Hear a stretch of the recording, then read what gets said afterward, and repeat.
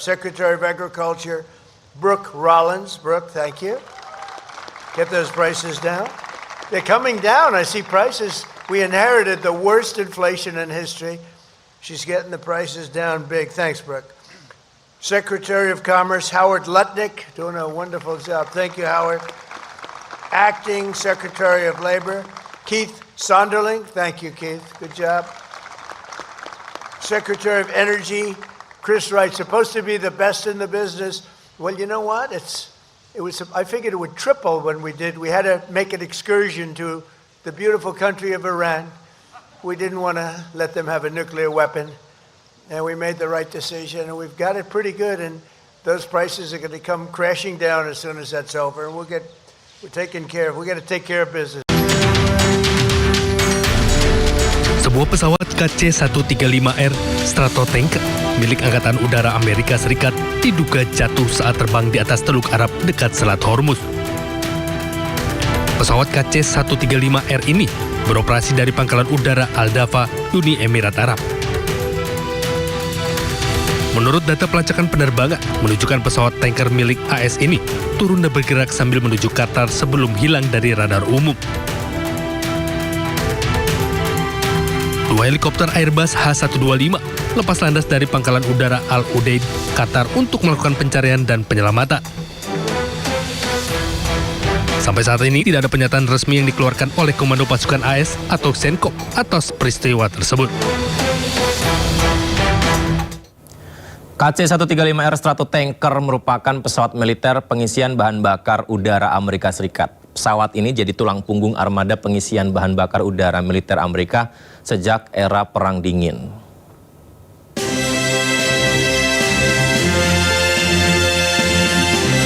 Pesawat KC-135R Stratotanker diproduksi pada tahun 1956 hingga awal 1960 oleh Amerika Serikat. Pesawat ini menjadi tulang punggung armada pengisian bahan bakar udara militer Amerika Serikat sejak era Perang Dingin. KC-135R telah menjalankan peran pengisi bahan bakar Angkatan Udara Amerika Serikat selama 60 tahun lebih. Pesawat Stratotanker juga memiliki 4 mesin turbo dan memiliki kecepatan 530 mil per jam pada ketinggian 30.000 kaki. Laporan terbaru Pusat Strategis dan Studi Internasional CSIS menyebut Amerika Serikat mengalami kerugian hingga miliaran dolar akibat kerusakan alutsista militer sejak serangan Amerika ke Iran dimulai akhir Februari lalu. Dan berikut rincian dari CSIS, pemirsa. Oke, kita lihat alutsista Amerika Serikat hancur dalam perang Iran banyak ya. Salah satunya adalah jet tempur F-15, pesawat seharga 100 juta dolar lebih, ditembak jatuh di Kuwait dan Selat Hormuz. Tak hanya satu, namun 4 pesawat.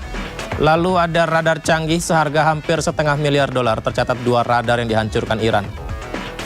2 pesawat pendukung lainnya juga ditembak jatuh Iran, yakni pesawat pengisi bahan bakar dan pesawat mata-mata Awatz.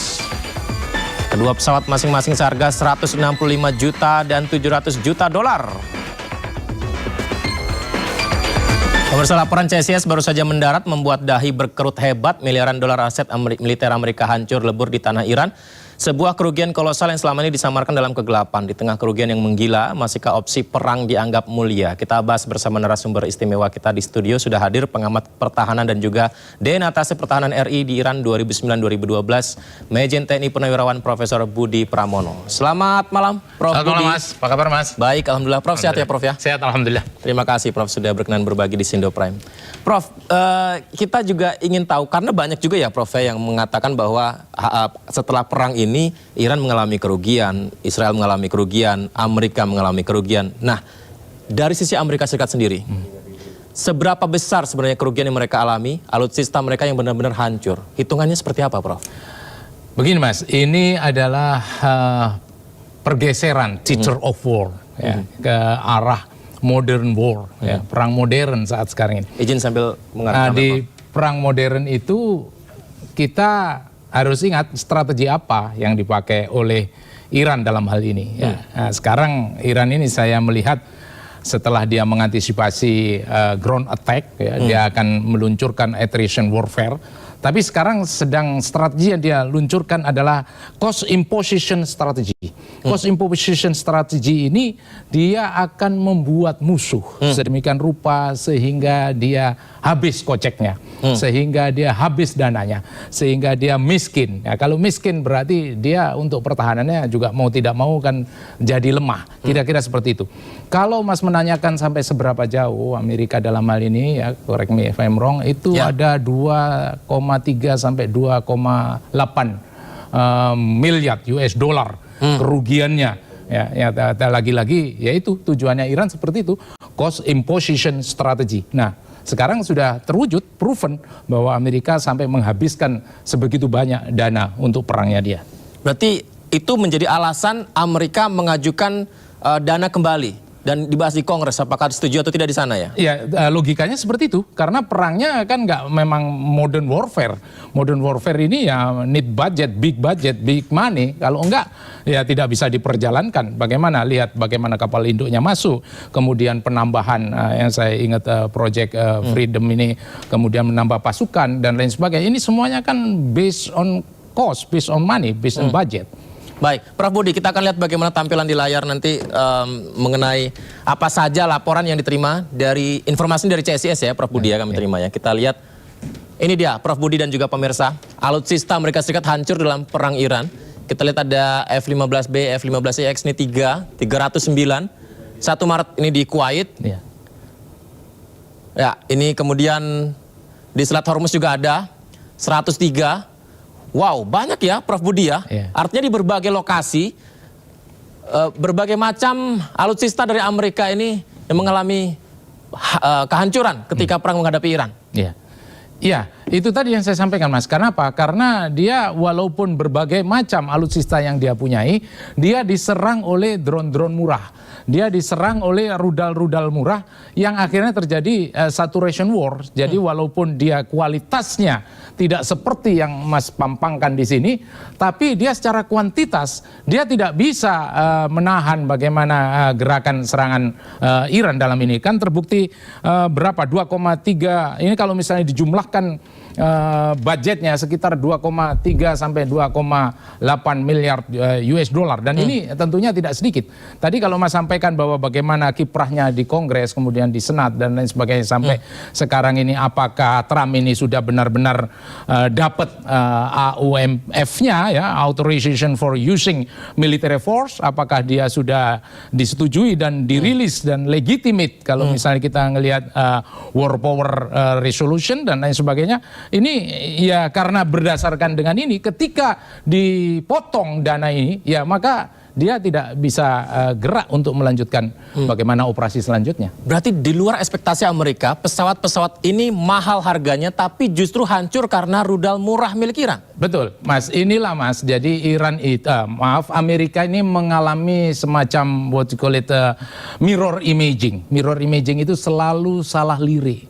Jadi dia dengan berharap alutsista yang modern ini yang dihadapi Iran yang dengan alutsista yang murah meriah seperti itu, dia mengalami mirror imaging. Mirror imaging itu salah lirik, salah perhitungan, miscalculation. Nah, kalau sudah seperti ini, ya inilah Mas akibatnya dia mengalami fail dalam conducting the war. Prof. Budi, kita lihat detailnya satu persatu di slide berikutnya ya. Karena ini kan juga alutsista ini mahal, punya kecanggihannya sendiri, tapi bagaimana mungkin justru mereka hancur karena serangan dari alutsista milik Iran yang notabene lebih murah harganya. Pesawat jet tempur F-15E, F-15EX, spesifikasinya Prof. Budi, saya baca dulu izin. Kapasitas senjata 13,3 ton, umur rangka pesawat 20.000 per jam, dilengkapi radar Racer, sistem EPA-WS, jumlahnya 4 pesawat, lokasi Kuwait dan Iran. Nilainya 502 juta dolar, Prof. Budi. Mengapa ini bisa hancur dengan ketahanan yang sebenarnya sudah sangat lengkap, Prof? Iya, ini kalau tidak salah kalau di Kuwait ini apakah ini bukannya friendly fire yang terjadi di Kuwait? Ini adalah kegagalan mengidentifikasi IFF-nya, Identification Friend on Foe.